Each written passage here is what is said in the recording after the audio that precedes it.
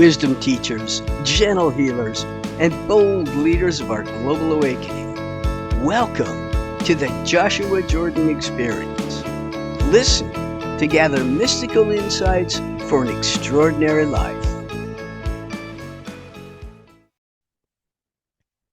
Hello. It's my pleasure to talk to you once again. And today I want to talk about a subject that we often don't discuss. Recently, a friend of mine encountered an experience where she was aware of the moment of death for someone. And it caused her to start asking questions and thinking about life after death. And she wanted to get Joshua's point of view on it. So I thought it might be an interesting subject for sharing with all of you, as we all do think about death once in a while. None of us get out of here alive, as the saying goes. Anyway, my friend had heard from her home on a busy intersection. She heard that familiar crunch of a collision, but she said this time it sounded different. And she immediately went to look what was going on, and there was a motorcycle rider lying in the street, and a motorcycle that was terribly crunched, and a car that looked like, or a pickup actually, that looked like it had damage to its passenger side door. So she immediately figured out what had happened, and she's lived there a long time and has seen several accidents at that busy intersection. So she began to send out her energies to help and to heal and to see what she could do. But then when they laid a tarp, when the paramedics laid a tarp over the man laying in the street, she realized he was dead. And she also felt a sense of this person, this man who had died on this motorcycle. She got a sense of feeling almost angry or agitated, upset, terribly upset. And so she came with questions about that. Now, Joshua says these things about death, and I'm happy to share them with you rather than channeling Joshua. Let's just talk about it. So, first of all, he tells us no matter what dimension of reality you find your consciousness aware in, you create your experience of what is happening there. And of course, people who die suddenly are often not prepared to find themselves out of their body and unable to get back in it if it is too damaged, too mangled, too unable to sustain the essence of life. Then the body is suddenly inoperable. So the soul, the spirit cannot reunite with it and animate it again. And sometimes that's frustrating or frightening, or some people don't even realize they are dead and they don't understand what is going on. And they're confused why people can't hear them or talk to them. And then they continue sometimes to look at their body and think, no, that's not me. I'm right here. So confusion can occur at the time of transition when one is unprepared. So if you have a belief in afterlife, in life after physical existence, it is wise to have a plan. I have a plan. When I cross over, there are friends that have passed that I want to see. And of course, my parents are gone. I'd like to see them. And as I mentioned before, I have some beloved pets that I would just like to reconnect with their little spirits once again. So I have a plan when I cross over. I won't be frightened. I won't be confused. I also want you to know that when someone does transition over, perhaps very suddenly, there are often, I mean, no, I should take that back. There is always a guide or an angel immediately there to be with that soul, that spirit, and to let them know everything's okay. And oftentimes, this is the people we have loved and known that have passed, that they will appear immediately for you, letting you know, hey, here you are with me. Remember, we said we'd be together again one day, and here you are. So, family members or loved ones that have passed are often immediately present to embrace the one who's crossed over and let them know they're safe and everything is well, not to worry. And then their guides or their teachers come and coach them in the transition. So you're never left alone. You're never left on your own to try to figure out how to operate in a new dimension. You will have guidance. And along with that, we do practice being out of body. Although we don't recognize it as practice, some people intentionally have astral projection. They use the gift of projecting their consciousness into astral planes. So they are learning and adapting to how to operate in other dimensions of reality. And they are dimensions of reality. Do not be confused by thinking only the 3D world is real. That is a misunderstanding. We know that all dimensions of reality contain the one thing that is ever present, everywhere, all the time, and that is consciousness. You are consciously aware that you exist. And even when you decide to shuffle off the mortal coil, as it has been said in literature, you will be a conscious being completely aware of your existence. So, no matter what dimension of reality we find ourselves in, there's no reason to fear, nothing there to be afraid of, because you are the one attracting and creating your experience of what will happen in that dimension. Now, oftentimes when people die and they are, let's say, they've been confined to bed and they know their death is near, will often, prior to dying, start to see the loved ones who are waiting there for them. And my friend shared with me a story as she was with her mother when her mother passed, and that her mother started naming family members she could see who had gone on before. You will create your own experience after what you think is the end of life. I'll remind you, as my teachers tell me, you're as dead now as you will ever be. However, right now you are operating a body and living a lifetime. And that lifetime has a fixed presence in time and space. And yet, I want to assure you, and this is from the teaching of all that is, the oneness of all that is, the wisdom of oneness with Joshua. Your lifetime, the one you are living right now, is an infinite and eternal imprint on the consciousness of all that is.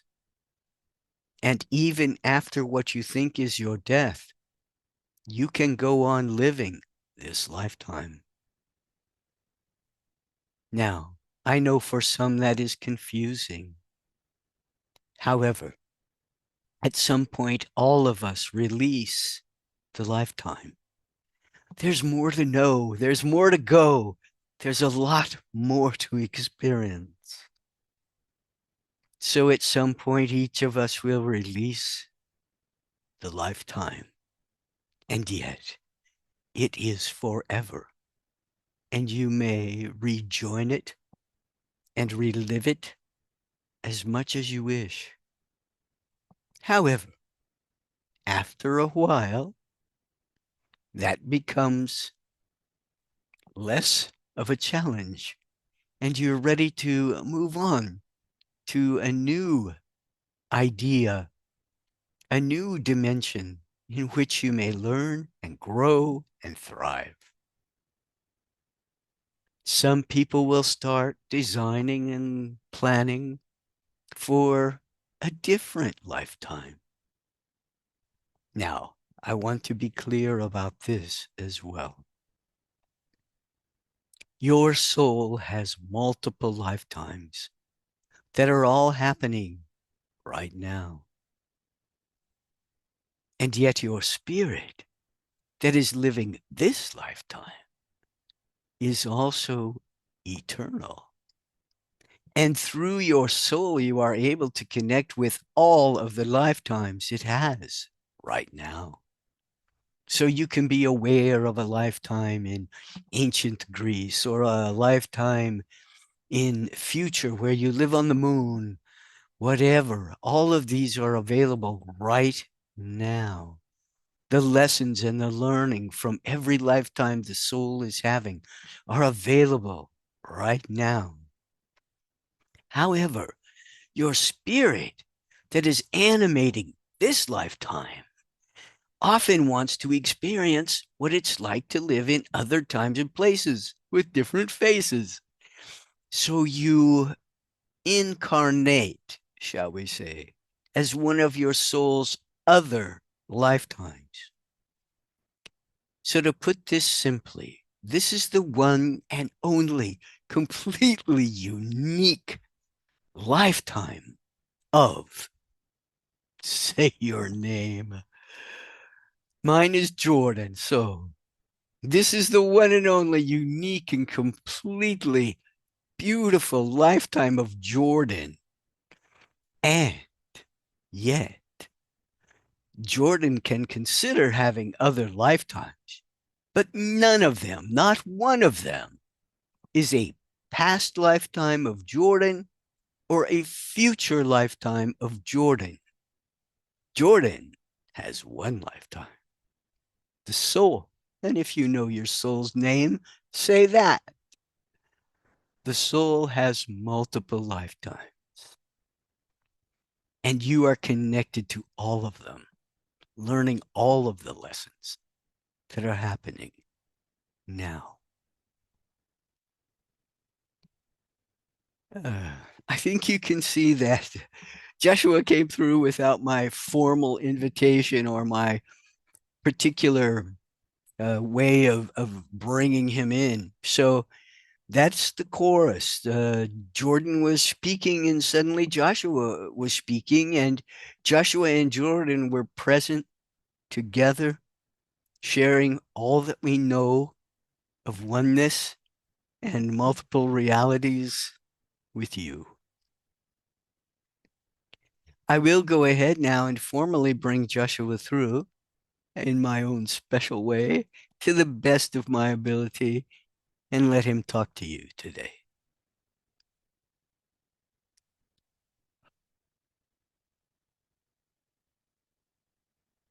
Hello, beloved one. What an interesting subject Jordan has chosen to discuss with you today. Many people experience a fear around the idea of death. The friend that was speaking to Jordan and asking me questions about life after death had no fear of death and had complete knowledge that the end of this physical body is not death. That is a transition. That is a shift.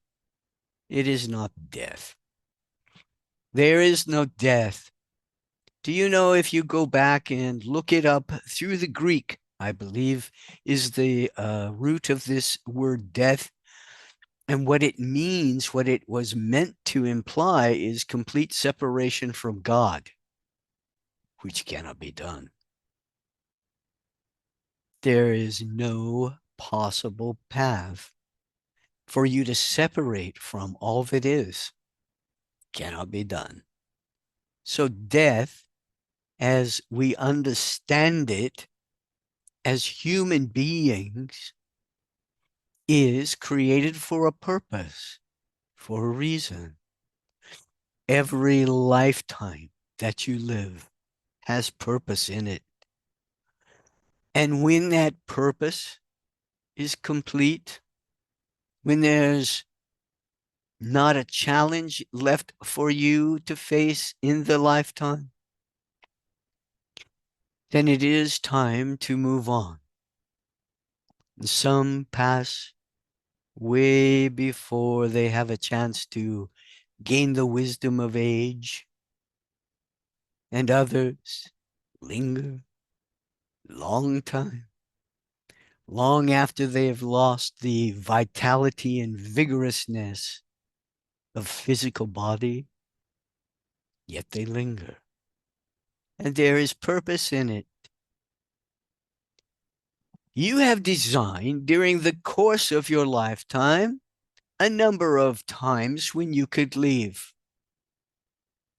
And at each point when that event occurs where you have the choice between staying or going, it is completely up to you. You did design the lifetime this way for a reason. Some of you have had the option to go and decided to stay, and you come back into the lifetime and share the miracle of that moment. What it was like when perhaps you heard another being say to you, "It's not your time. You can return to your life." Or just coming back into the body and realizing, "Hey, I had an experience out there while I was clinically dead. And so now I understand the continuation of consciousness. There is no death. And yet, at some point, you will transition away from this body, this lifetime, and you will go on in your adventure. You will be able to share with others what you have learned, what you know, and what it is like to transition from the physical to the non-physical. For each individual, the experience is personal, and you are not alone when you do this. When you transition from living 3D lifetime to life in another dimension, you are never left alone to try to figure it out all by yourself. And if you choose to hang around the earth plane because there are loved ones you're attached to that you want to be around, that is your freedom also. That is your choice.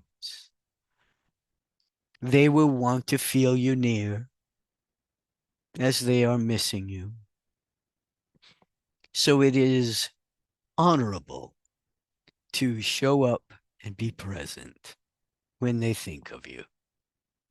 And yet, at some point, all that you knew on this earth and all that you were attached to in the physical dimension will mean less to you than your own growth and adventure, and you will move on. That is all I wish to say about this topic. I do find it interesting, and I want to assure you life is eternal. There is no death as you understand it. And with that, I will bid you good day.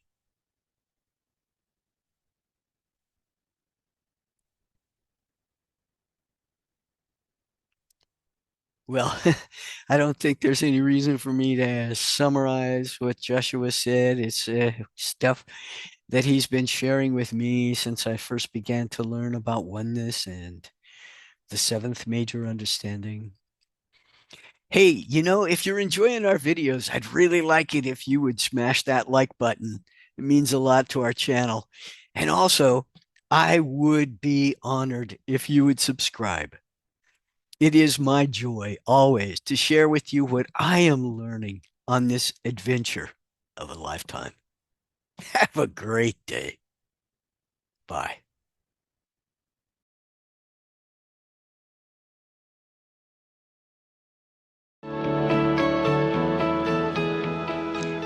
Thank you for listening. We hope you heard something to ponder and gained inspiration for your journey. Please join us again next time. Joshua says, let the light grow, let love show, and let your life be fun.